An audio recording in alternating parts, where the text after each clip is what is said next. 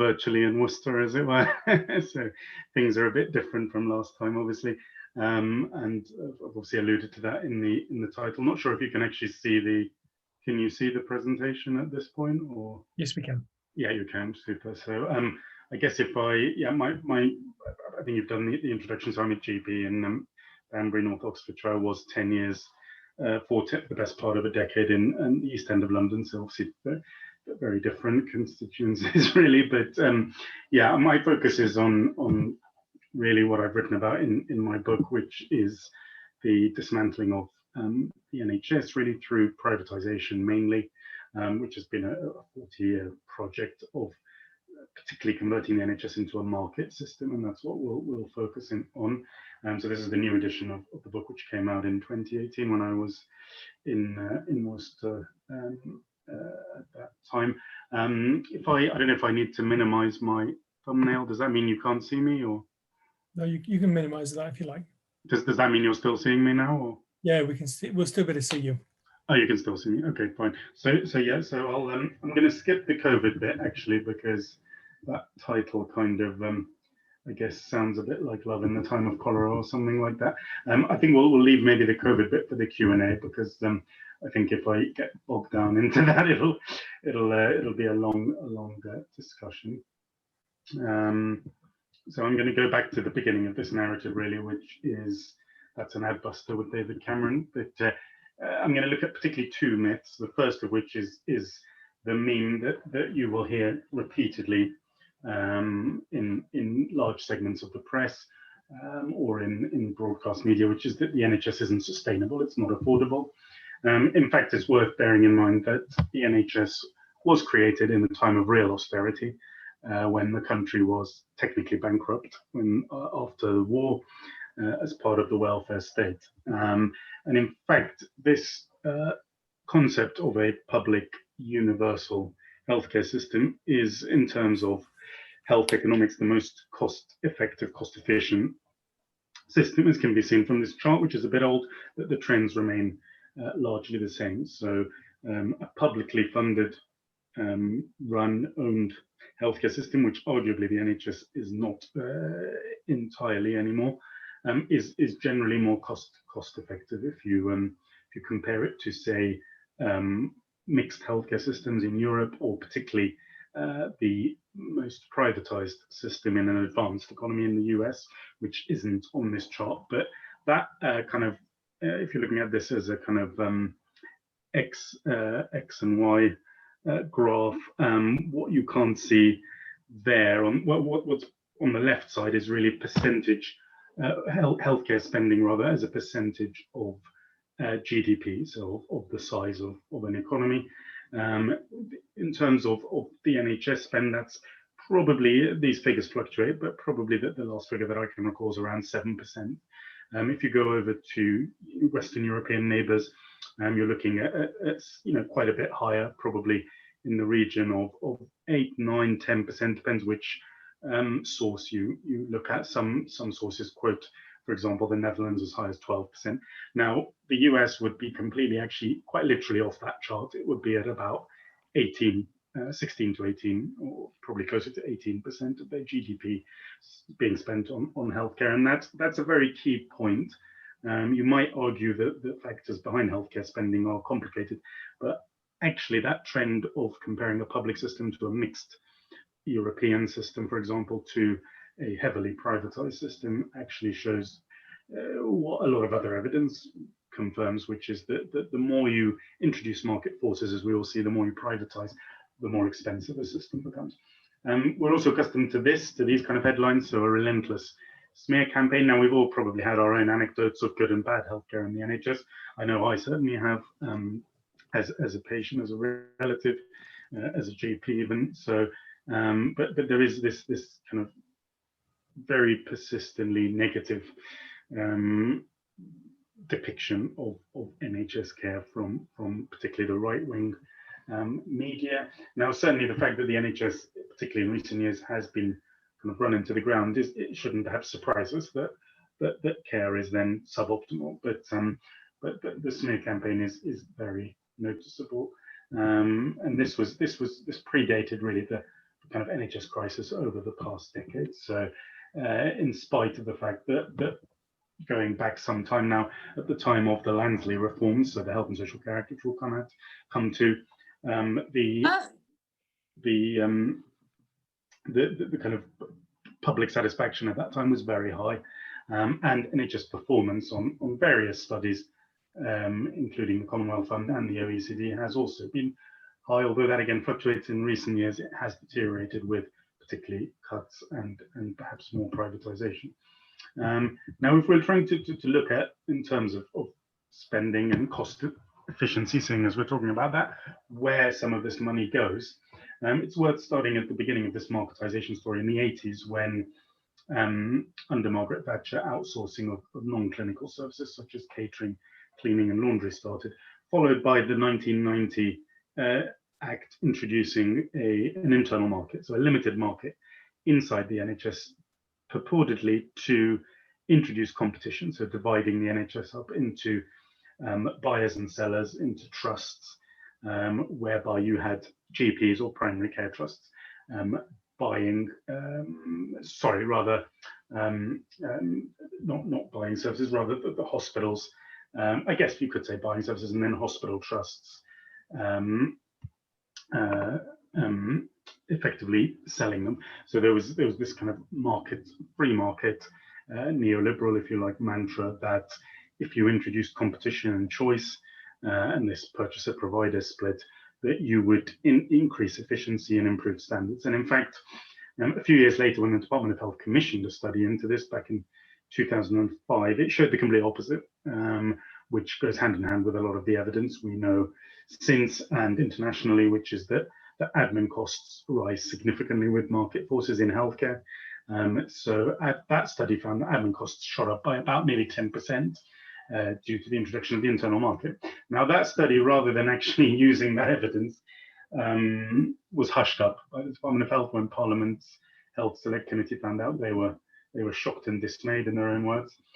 But interestingly, from two different sources, former civil servants in the Department of Health, I've been told that the actual term that is used in the Department of Health in terms of kind of policy wonk jargon is policy-based evidence making. So instead of evidence-based policy making, which is what you or I might expect, what that term suggests, policy-based evidence making, is that actually the evidence is tailored to an ideological policy, which is very much about market-driven reforms.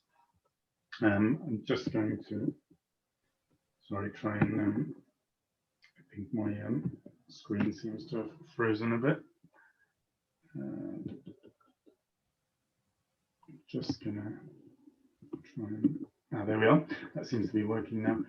So I'm going to just go on to PFI hospitals. So New Labour, when they actually, in the kind of second stage or phase of this narrative, when they came into power back in '97, and particularly from 2000 onwards, rather than actually reversing this drive, actually went in the opposite direction, which was to increase marketisation and privatisation. So outsourcing was expanded. PFI, the private finance initiative to build lots of infrastructure, including particularly NHS hospitals, that was implemented.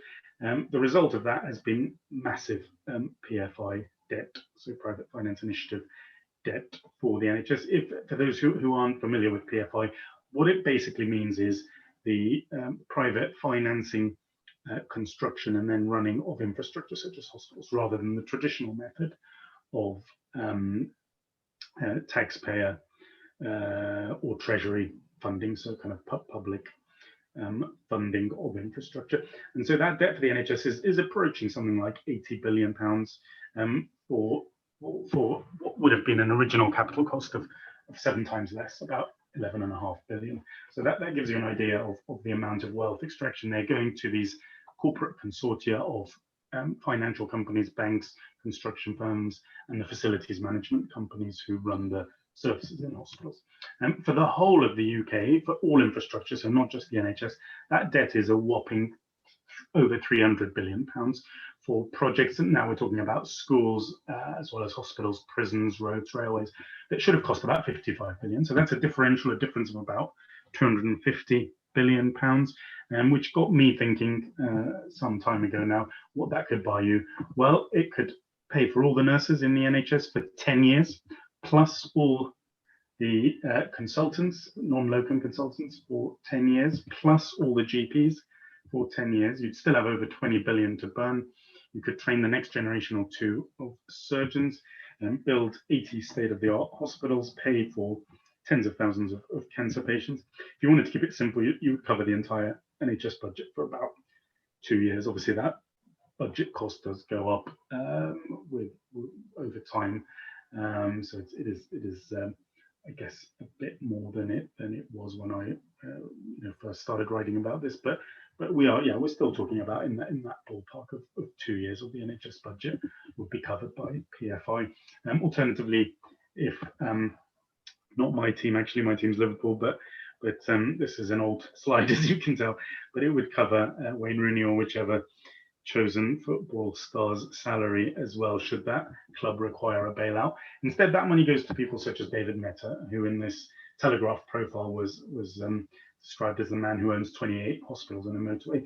He heads up, he's the chief executive of one of the biggest PFI financial investment firms in the City of London. This is a company that employs something like 30 people. It's not a big boon to the economy in terms of growth or jobs. This is, as I've described it, pure wealth extraction. But INNISFREE is one of the biggest players in the PFI market. And where I worked previously, they were one of the main, I guess, stakeholders in Barts Health, the biggest NHS trust in the country, which has the biggest PFI hospital, and that's going to cost a whopping 7 times what it should have done. It should have cost about £1 billion if it had been funded the traditional way. It's going to end up costing by about 2049. If you think of it as a hideously extortionate mortgage that bankrupts the family, it's going to end up costing something like 7 billion. So that's 6 billion that basically gets siphoned off as revenue, and some of it obviously as profit for these consortium.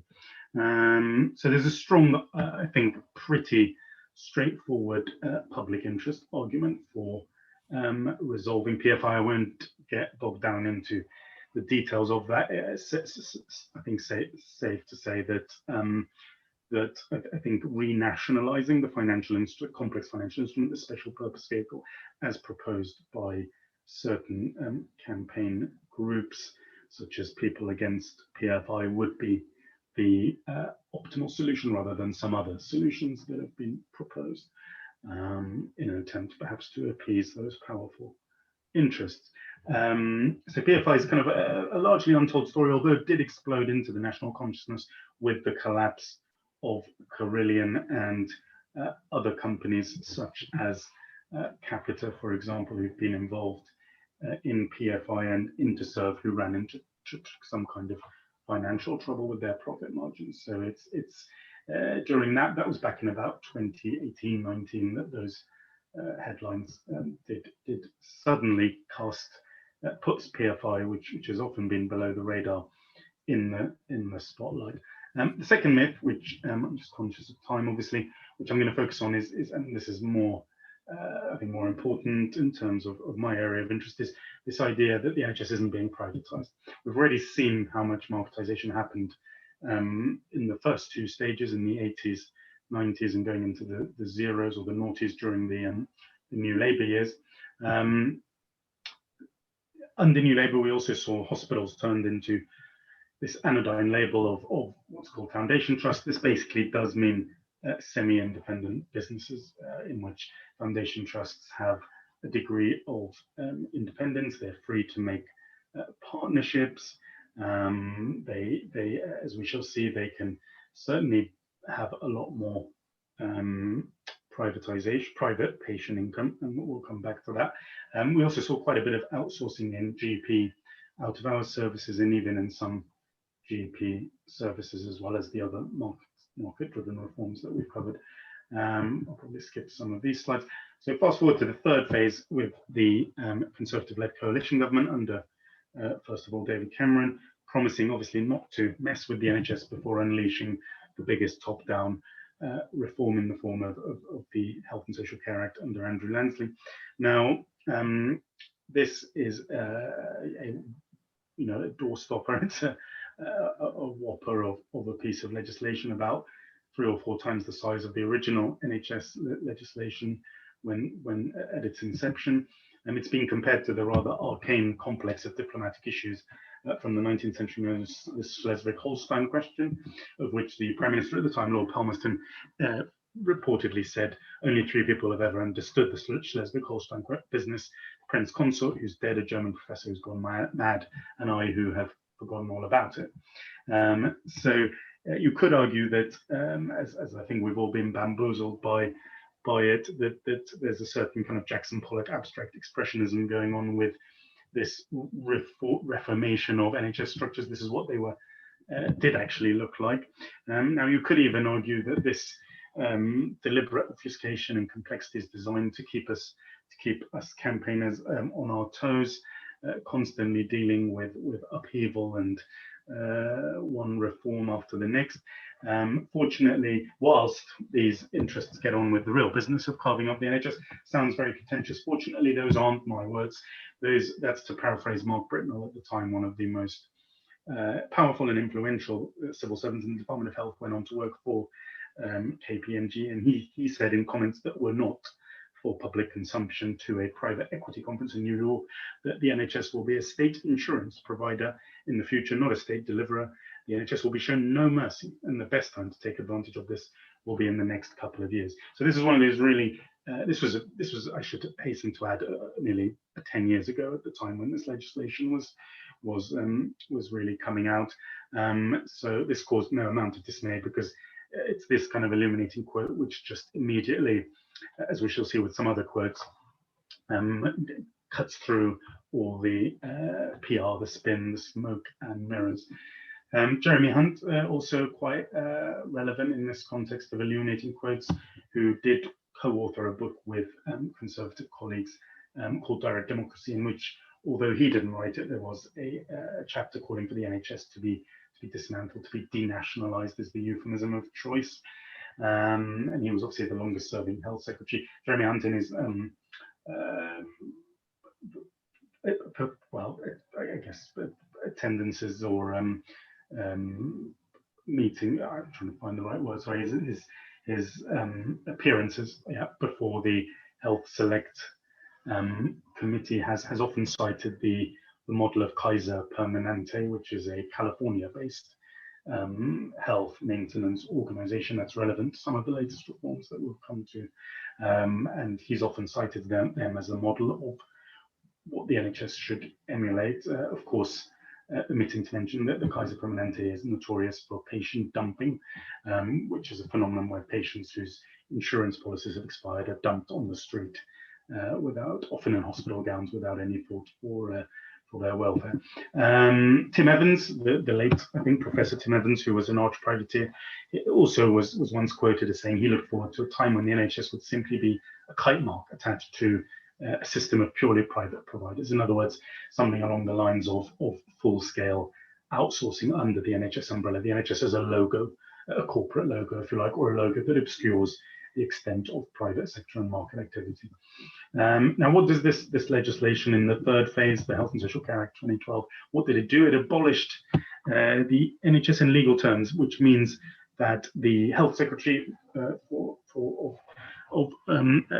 Secretary of State for Health and therefore the government were no longer directly responsible for the NHS. Instead, that responsibility was devolved to a whole group of quangos, particularly NHS England, of which the head of is, of course, Simon Stevens, presently.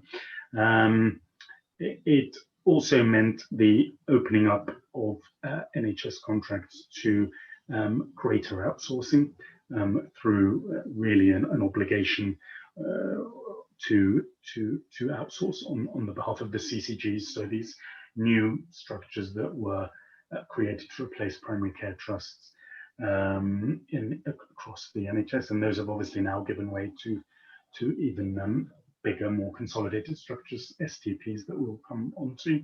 And then one of the other key points that wasn't covered. So what was that these foundation trusts that I referenced earlier, so the majority of NHS hospital trusts also being allowed to make up to half of their income from private patients. And if you look particularly at the world famous centres in London and other, big cities, they kind of maxed out on that. So for example, the Royal Marsden world famous cancer hospital in London was reported in the Times back in 2017 as a result of all this as making something like 45% of its income from non-NHS sources, so international and domestic private patients, as well as I suppose the voluntary sector.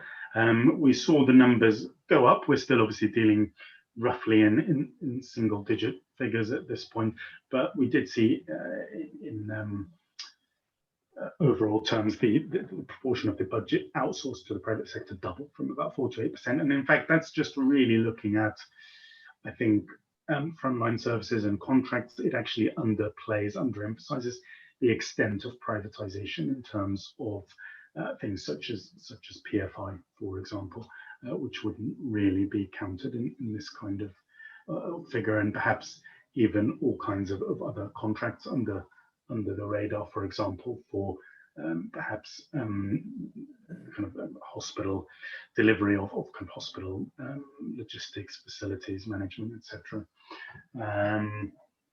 So that's been in recent years. That figure will likely continue to go up. You might be wondering at this point how all of this did happen. Well, you'd have to go back to the 1980s. So under the Thatcher government, we now know from the kind of 30 years that have elapsed in terms of the Official Secrets Act, etc., that there were plans in Thatcher's first term for full-scale privatization, which is not in this slide. This was back in about 1982, roughly, in which there were plans to actually introduce privatization of hospitals, of labs, of laboratories, and also even private health insurance. But this led to in the words of Nigel Lawson, the closest thing to a cabinet riot. And so instead, what then developed in the years that followed really was think tank papers which focused much more on a stealth process. So this is one of those papers, which was written by Oliver Letwin and John Redwood for the Centre for Policy Studies, which was Thatcher's think tank, really. And this outlined a gradual, insidious process, which has been really executed with remarkable fidelity by successive governments. But it suggested the introduction of a lot of the reforms that we've already covered, such as a limited market, the idea of kind of foundation trusts, public-private partnerships, outsourcing payment tariffs, and as it says here, only at the last stage, creating some kind of insurance scheme. Now, Lansley very much was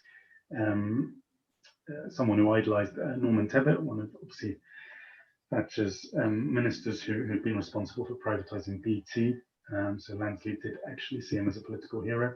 In terms of other strategies that have enabled this process of marketization and privatization,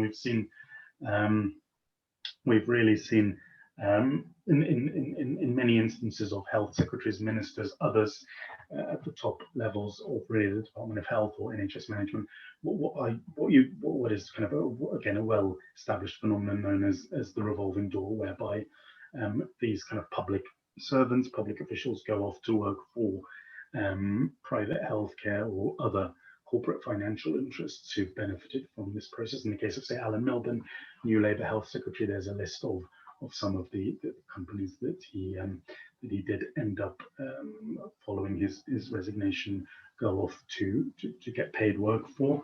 In fact, as the Mirror has outlined in a story years ago now, there's links in terms of kind of past or present financial interests in companies involved in private healthcare, links involving some 70 MPs at the time, and something like over 200 parliamentarians in both houses. So this is a part of that strategy of corporate capture, and you might want to add in all kinds of other factors, such as funding, donations towards political parties, lobbying as well, and regulatory capture, which we'll come on to. So here's a good example. Nick SEDDON, who was Cameron's main health advisor in Downing Street. He previously worked for Reform, which is kind of very much and fairly open about its pro-insurance, pro-health, kind of private health insurance stance, funded by a lot of private healthcare and insurance interests. He worked for them as deputy director. He was also previously working at Circle, which is really a private healthcare firm, which is backed by hedge funds. And he wrote, prior to his appointment, in the years before his appointment, series of pieces in the Daily Telegraph in which he envisaged that the NHS, in the form of these new clinical commissioning groups or CCGs, would merge with insurance companies, and that those who can pay would be encouraged to contribute more towards their care packages. So this is again another beautifully illuminating quote that cuts through a lot of the PR and spin. There he is. If you feel like making he's a bright young chap. If you do see him in the street and wish to make a citizen's arrest.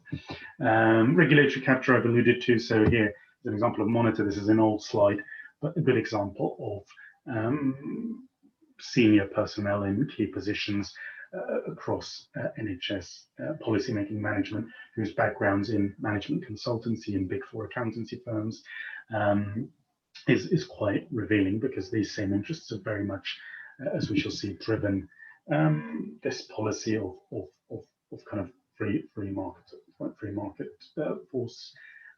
forces and reforms. McKinsey in particular, biggest US, well, the biggest management consultancy firm, it's a US company, has had its fingerprints on the murder weapon. It's been very influential in terms of all kinds of NHS reforms, including the efficiency savings, which have been responsible for something in the region of approaching £40 billion of NHS cuts over the past decade. They were also responsible for other policies such as reforms in NHS London. UNITEDHEALTH, the biggest American private health insurance company, has also been very influential here. They've been moving into particularly backroom administrative commissioning contracts and services. When I first wrote the first edition of my book, their annual revenue stream was about $120 billion. It's now closer to something like $200 billion. They're kind of a top 5 or top 6 company in the US, which is a difficult position to actually maneuver yourself into. That's on the I think Fortune 500 list, but they've been beset by healthcare fraud, so one scandal after the next. This is endemic actually in the US healthcare system, that these companies get caught repeatedly engaging in fraudulent behavior. And I think in the case of UnitedHealth, most infamously this share options scam, where they had scammed their own shareholders and were forced to hand back hundreds of millions of dollars, leading to the resignation of their CEO at the time, Dr. William Maguire. But don't worry too much about him. His exit compensation is said to have been in the region of about $1 billion. So he did quite well out of that. So this is, I think we're going to have to speed up, because we're probably overshot as usual. Just to summarize, I think what we're seeing is kind of a perfect storm of factors: cuts, expensive market and private sector reforms, PFI debts, unbundling, which we haven't really gone into, but it's what happens when you start to outsource parts of the system that would have provided revenue for the NHS. So there's kind of that cherry picking of lucrative contracts for high volume, cheap services that are easy to run, meaning that you're left with much less money to run the kind of expensive, risky services such as A&E, intensive care, etc. In terms of workforce, I won't really go into that too much, but we've again seen reforms to demoralize, alienate staff around pensions, new contracts, burst student nursing bursaries, etc. For patients, personal health budgets is kind of a watch this space, whereby patients, the kind of logical extrapolation of this process, end up as the self-paying consumer in this market, with budgets enabling potential top-ups or co-payments, as they call them in the US in the future. Simon Stevens, we've already mentioned once, he keeps a fairly low profile. Currently, the NHS chief executive of NHS England, but his background's very telling. Again, he was previously an NHS manager to begin with, and then ended up working as a kind of New Labour advisor for Alan Milburn and then Tony Blair, before spending best part of a decade working for UNITEDHEALTH, and now coming back, courted back by Cameron to run the NHS. So he's been hugely influential in a lot of the recent reforms, particularly integrated care, which is really the kind of the new kid on the block that you'll be hearing a lot more about. We might save that, I think, for the Q&A, which is something that's been in the works for a few years now, but obviously is now hitting the headlines, particularly with the latest announcements in the last few weeks. And this very much is around the kind of the agenda of STPs, so these 44 footprints in the NHS. It's kind of a US healthcare reform, which goes by different monikers such as accountable care, managed care as well.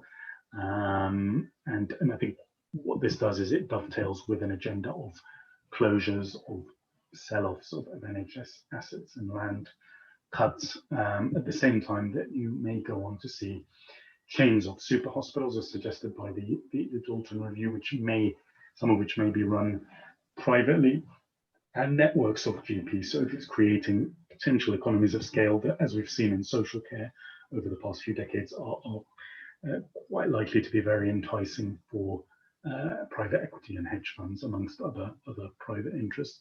So this is kind of trying to piece together a crystal ball of what the future holds. Of course, there's the kind of post-Brexit trade agreements, which may well not be too dissimilar to the putative TTIP EU-US trade agreements that were in the spotlight a few years ago with regards to opening up again of NHS and other public services to transnational investors. I won't go into this. I think I'll probably leave it there in terms of what you can do about it, what solutions there are in terms of campaigning, which has had its successes despite how depressing this all sounds. And I'll leave some resources there, so some books and some papers for those who are interested. So obviously I've written a book, as you know, but there are plenty of other good books on the subject, and there are some good documentaries by which one of which Sell-Off I've collaborated on. Bob Gill, an NHS GP campaigner, has along with Drew McFadden has co-produced the Great NHS Heist, available on their website and on YouTube. Another documentary by John First called Groundswell. All of these kind of cover the subject in entertaining detail. There's plenty of campaign groups nationally and locally, which you should look into, particularly your kind of local campaigns around hospitals, service closures, for example. So I'll leave it there, I think, and I'll just try to get my thumbnail back up. There we are. So I think I've accidentally maybe shut down my my PowerPoint, but I'll try and don't know if there's a way to get that back up. But yeah. Thank you. I mean, yeah, Youssef, that was really, really useful. It may be helpful during the question and answer session that we that you switch off the screen sharing. So if you stop sharing screen, and then that lets more people see each other more, and so it enables a better. So if I stop share, shall I? Yeah, and then thank you. So that's real. Hello everyone. Whilst we all rearrange as to where we are on the screen. And then what would be really good is to put together some resources, or to share some resources. The key parts, some links to the various books and films and videos for further information. So this was just a really quick dive into just the breadth of what's going on and the depth of what's going on, and the history. I mean, 1980s. Oliver Letwin and John Redmond. Yeah, that was called Britain's Biggest Enterprise. You can just Google search that. It's all available in the digital age at a the Centre for Policy Studies. Sorry. Yeah, Centre for Policy Studies, wasn't it? Yes, yeah, which was, I think Thatcher co-founded that think tank. So, yeah. Along with Central Policy Review stuff, which was the earlier work on kind of full-scale privatisation. So this kind of stuff that doesn't get much coverage, obviously. Yeah, and it's quite scary how accurately that's being followed. So let's open up to questions for everyone. Obviously, that's addressed one of the questions, which was what's going on. Louis, you got your hand up for a question? Yep. So obviously at the moment, there's the government have announced they're going to do some changes. Talk about reversing the 2012 acts and so on. What do you think's behind that? Is it, do they sort of see there's perhaps a sense of us really valuing the NHS and they've done a quick sort of tempering back so they don't, so people just move on a little bit, or what should we read into this? Yeah, so I mean, I think this is all quite kind of new in terms of the latest announcements. I think the actual material behind it has been in the pipeline for a few years now. So to me, it doesn't look like it's being sold very cleverly. I think, as is often the case with this stuff, as some kind of U-turn, and that's probably not surprising. I think for anyone who's familiar with PR or how or spin or how these things are presented. But really, I don't see any substantial change from the plans that were previously announced, which is that when they talk about this is kind of being headlined as integrated care. Now, to you or I, that suggests some kind of integration of health and social care, or the NHS perhaps with council, with local government. Now, that may well happen under the guise of integrated care, but what's really intended by this term, it's a buzzword. Integrated care is actually a US healthcare concept.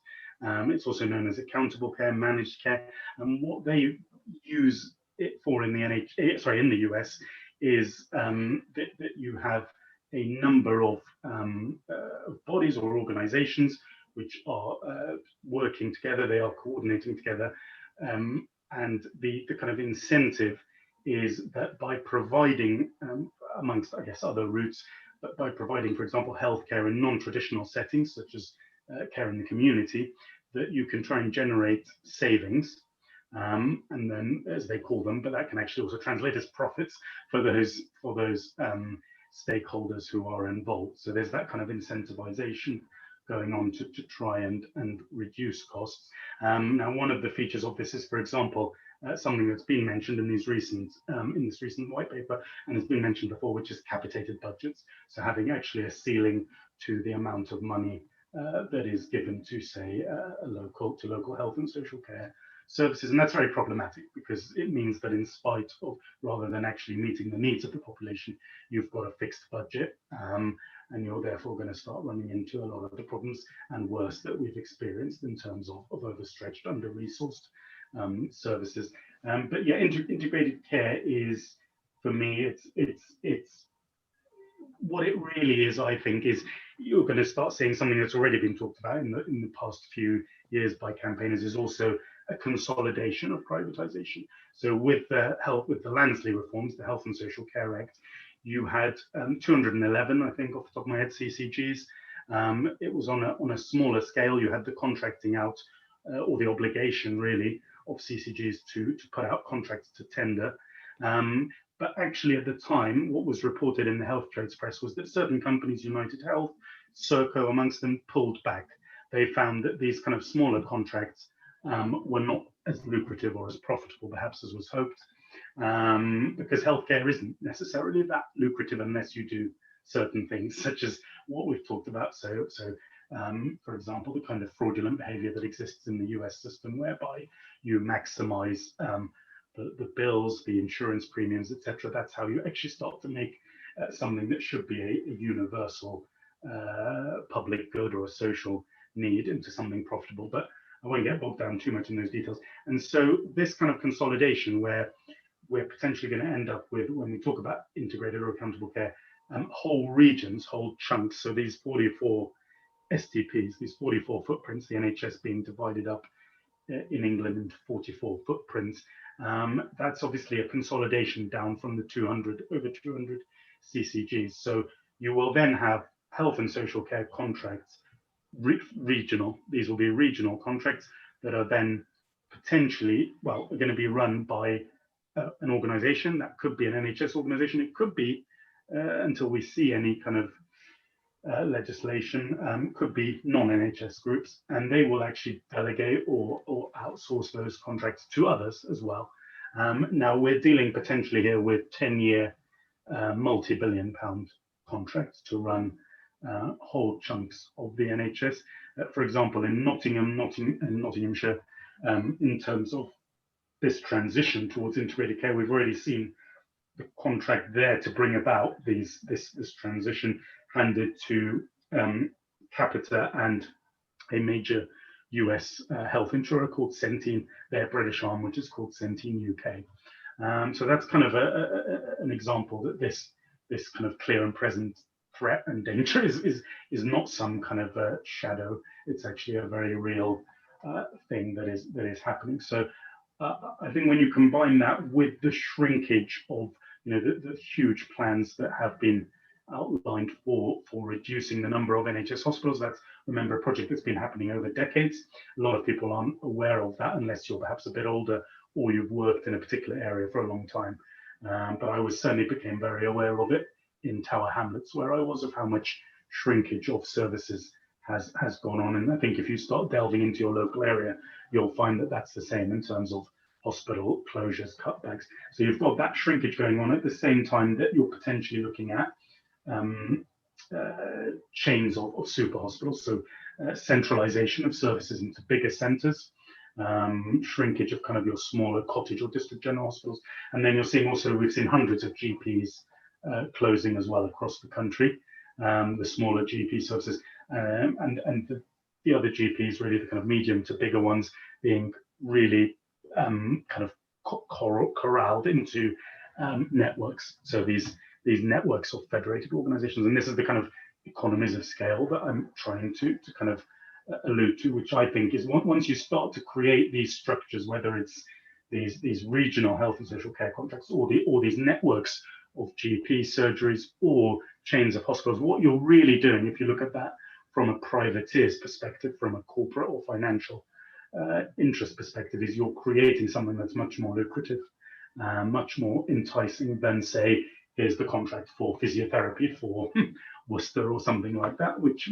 is not liable to be. So I think that for me is beyond the PR and the spin. That's what my take on it. That's what I think is going on. Of course, this will be limited by political expediency and by the fact that the NHS is cherished and it is the most popular institution in the country. And of course, with us in the middle of this global pandemic, its importance has become even more sacred for people. So that all of that is going to put the brakes on this. But I think we're talking about a long-term project that started in the 80s. It's not anything that's going to happen tomorrow or next week or next year. It's kind of a war of attrition, kind of death by 1,000 cuts, if you like. Yeah. So, thank you. Yeah, sorry, I felt integrated care needed to kind of be covered properly. Yeah. Yeah. Now, one of the myths, I mean, it was interesting seeing the graphs early on about the percentage of GDP expenditure on healthcare, and just how, despite all the cuts, despite all the problems, the NHS is actually remarkably lean and efficient in delivering healthcare on a shoestring budget, and coping with the gaps in between, when stuff arises, about filling the gaps between contracts. Yeah. And the private sector. And there's been this sort of another of these myths put to us saying that the private sector is more efficient than the state healthcare. But is it fair to say that typically, if one says per pound of healthcare budget, if one goes to a private model, between 15 and 30% is that still true?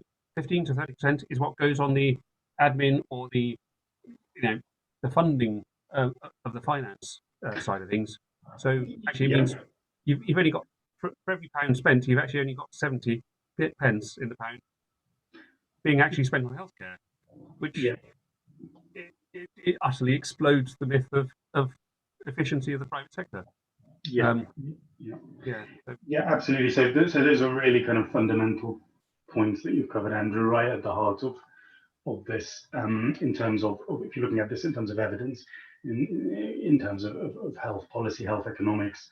That's the key point, is that when you look at our experience over the past 4 decades here in the UK, and if you look internationally in countries such as Germany, Canada, the US, of course, the more you introduce market forces, you generate a lot of extra costs, ironically, contrary to all the mantras that we've been sold.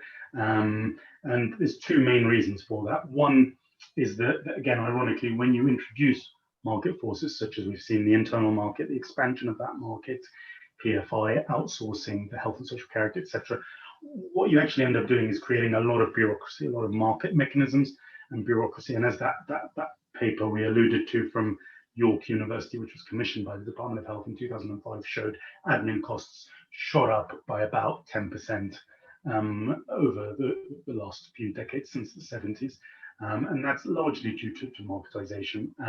So there's the kind of market mechanisms. The second point is wealth extraction. So the moment you bring in the Virgins, the Sercos, the PFI consortia, is you've got to remember that their legal obligation is to make profits for shareholders.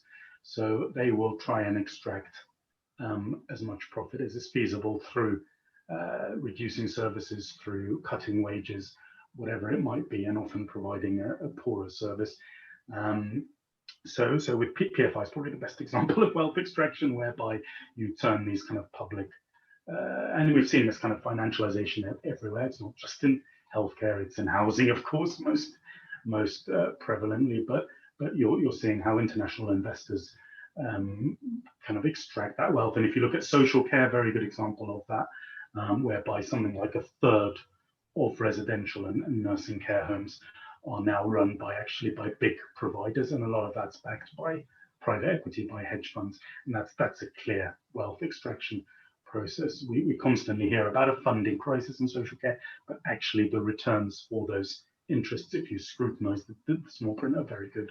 So those are, yeah, it's a really key point, and it's never, sadly, in all the kind of press, the acres of press coverage on the NHS, these key points, unless you're kind of you've really looked into this, just get completely kind of they're just ignored, aren't they? And they're kind of no one really talks about this key stuff, do they? Thank you. And I mean, let's just do a quick straw poll. Oh, sorry. Yep, Matt, you got a question? I'll do your straw poll first if you want. Oh, that's right. I was just going to say, quick straw poll. Who here has got a pet, an animal of some kind?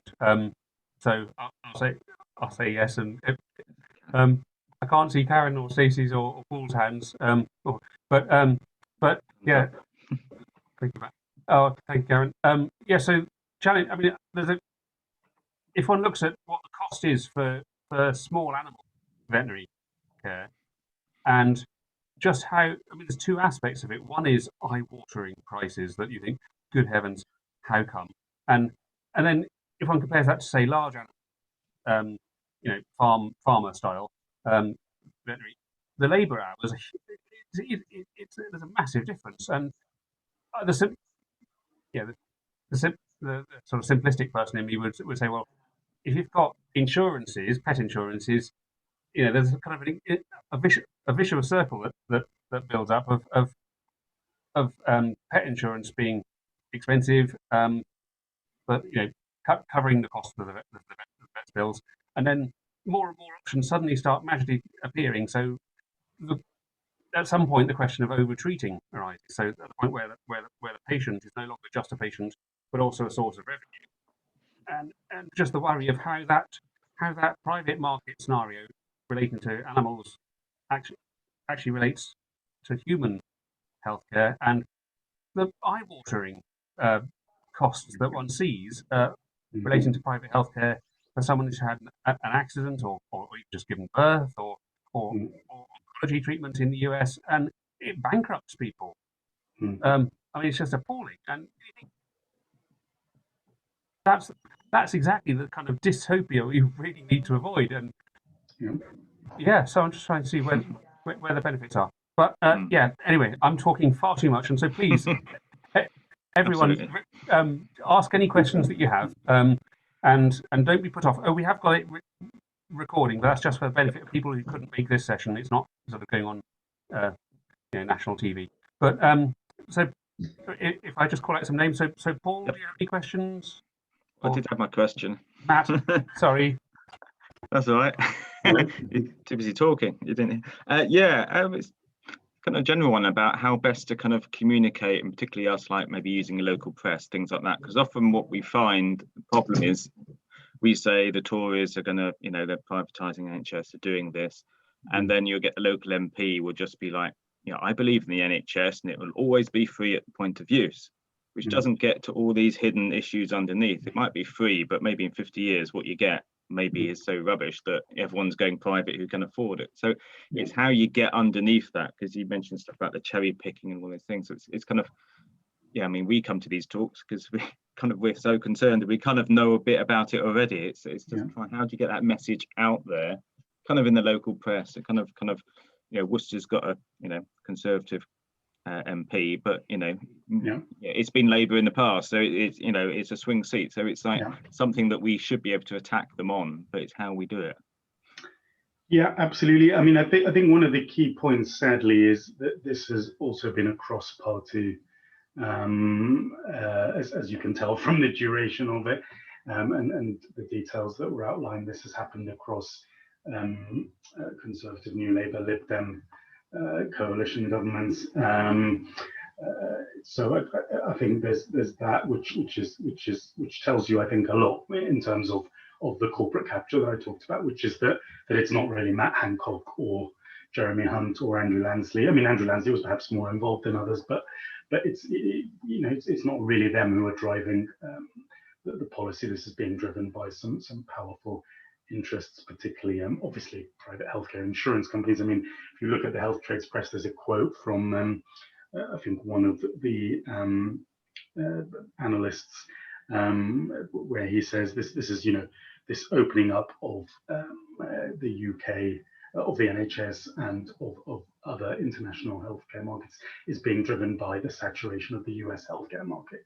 So US companies such as UNITEDHEALTH basically feel that they've reached, they can't really extract any more juice, if you like, from their own captive population. But I've kind of detoured a bit. I think in terms of how you tackle this, I mean, it's difficult because this is all piecemeal, it's all stealth, under the radar largely.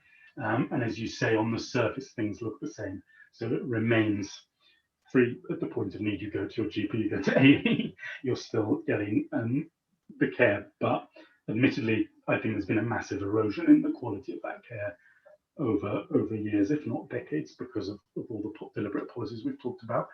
I think one way to challenge this, for example, is just trying to think of some key areas. Is that actually there's a two-tier system that's already in place in many ways. So the Royal Marsden is a good example of that in London, a world famous cancer hospital, whereby you've already got a hospital where private healthcare patients are basically fast tracked for cancer treatment, whilst NHS patients are left to languish.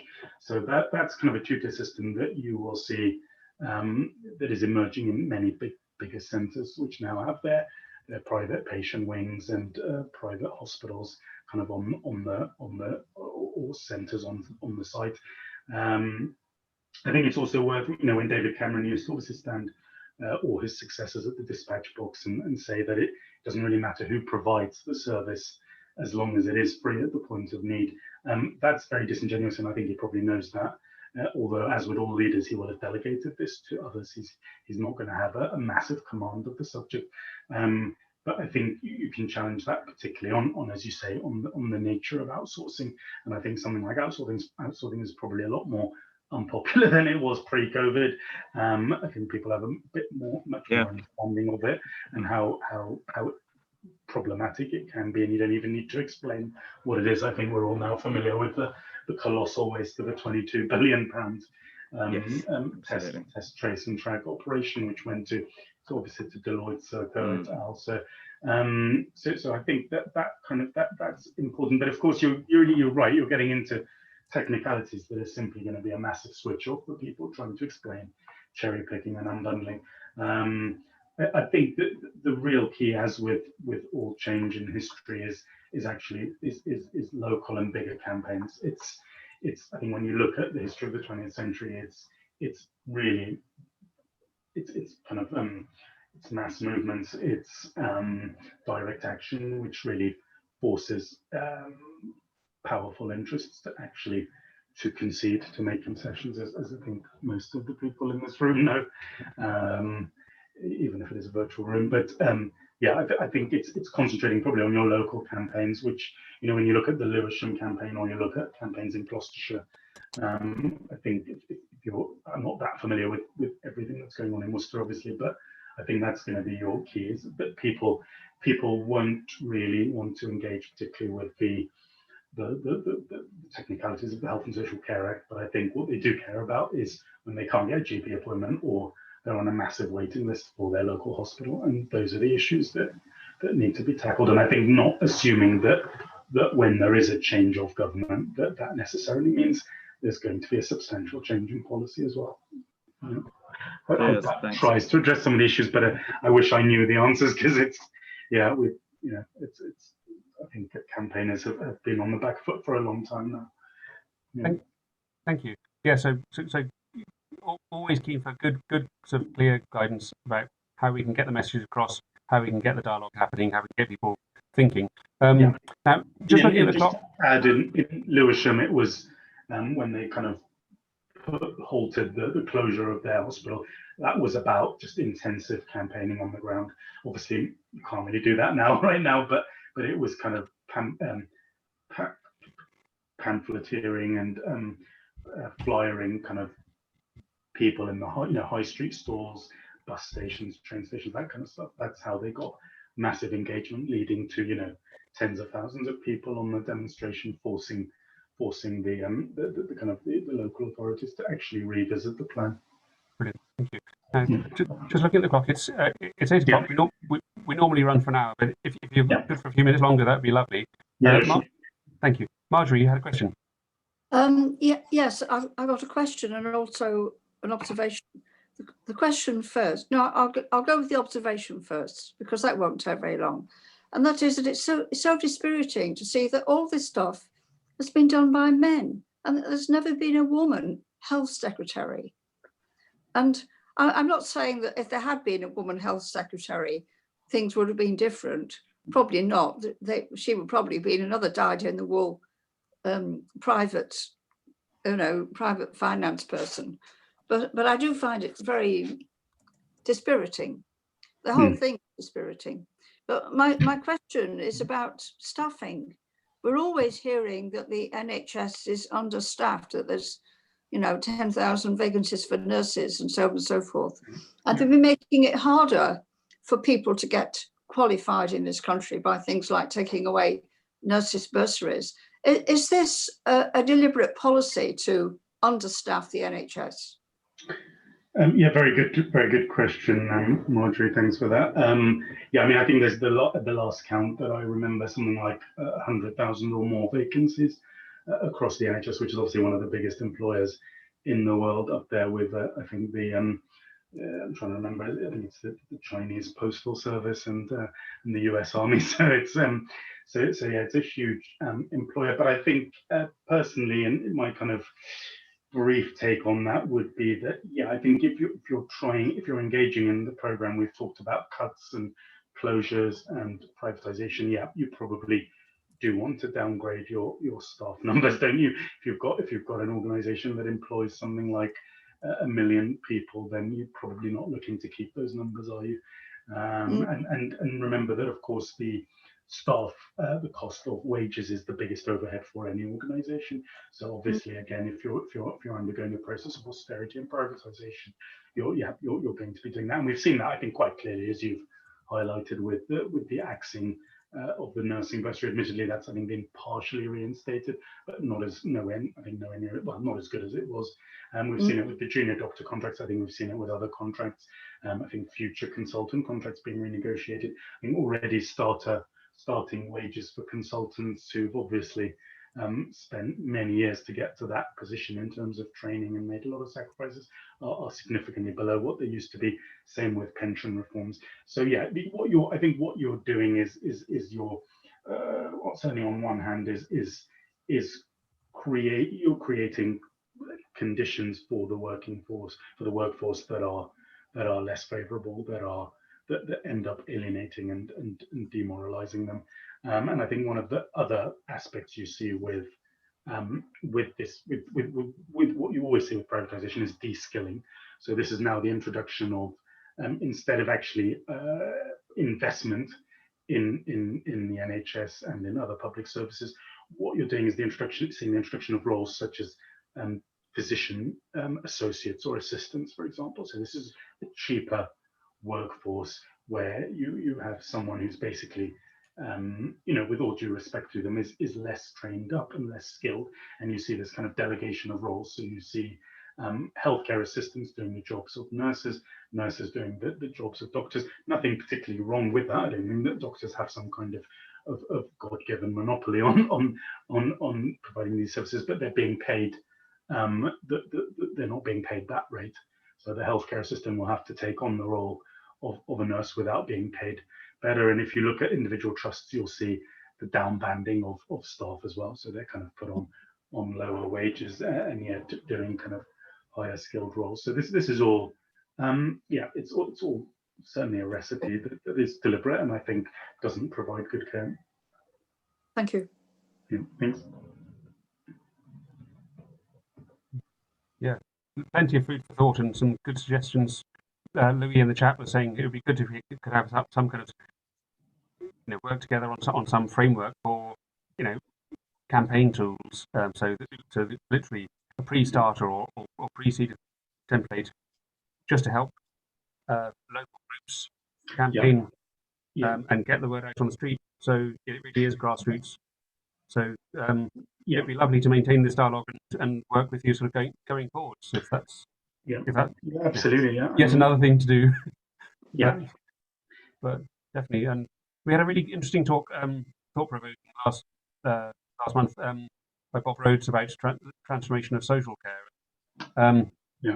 I think one other cost of this centralisation of care, so the super hospitals, the larger networks of GPs, the closing of cottage hospitals and smaller GP surgeries. People as patients then get translocated away from their society, their village, so to say, or their structure, their network of people locally they can work with or be helped through, and end up just as a recipient of care user or service user in an institution or in a situation where they're divorced from reality, which sounds like something that nobody would ever really want.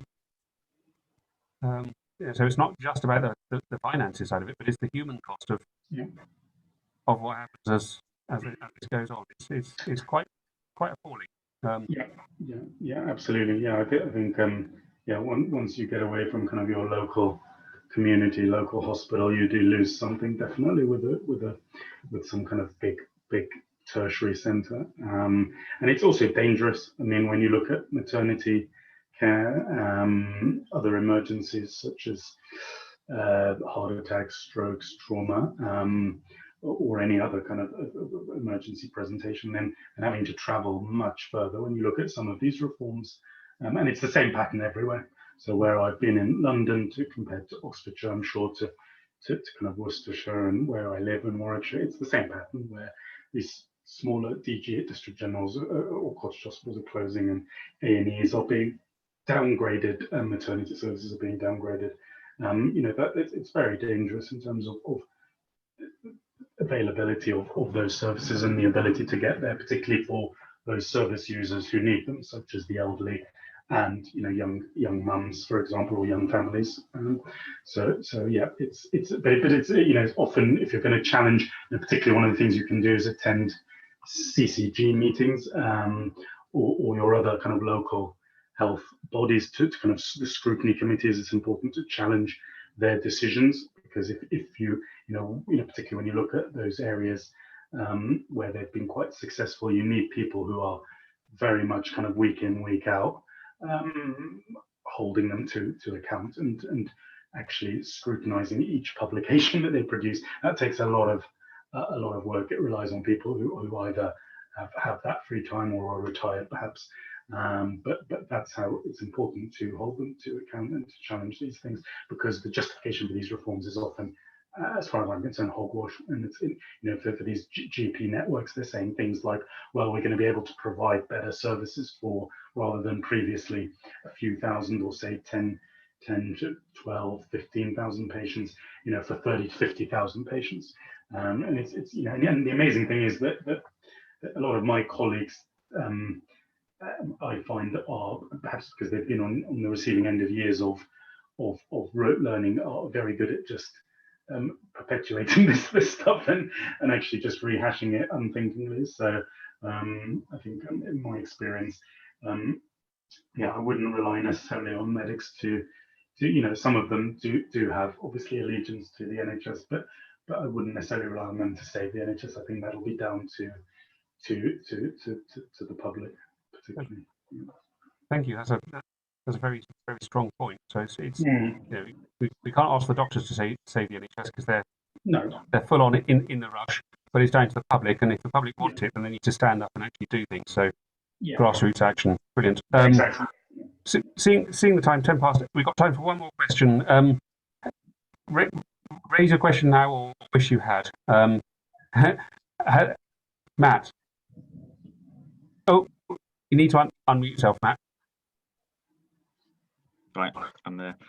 Just about PFIs, because obviously Worcester Hospital has got a massive PFI contract, and we're just wondering, firstly, how long are they normally, and what ways are there of getting out of them? I mean, is it like, could a government come in and just say, right, we're just going to scrap all these PFIs and sort you? Can that be done?